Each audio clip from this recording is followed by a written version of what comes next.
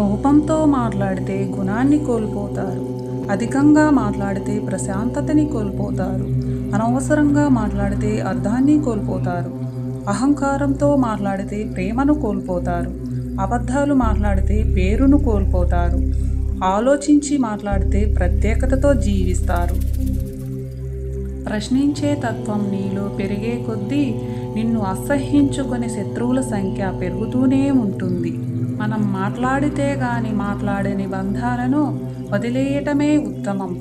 నువ్వు మాట్లాడితేనే మాట్లాడుతున్నారు అంటే నీ బంధం అక్కడ అవసరం లేదని అర్థం. నమ్మకం అనే పదం వింటే చాలా నవ్వు వస్తుంది. ఎందుకంటే నా అనుకున్న వాళ్ళే ఆ పదానికి అర్థం లేకుండా చేశారు.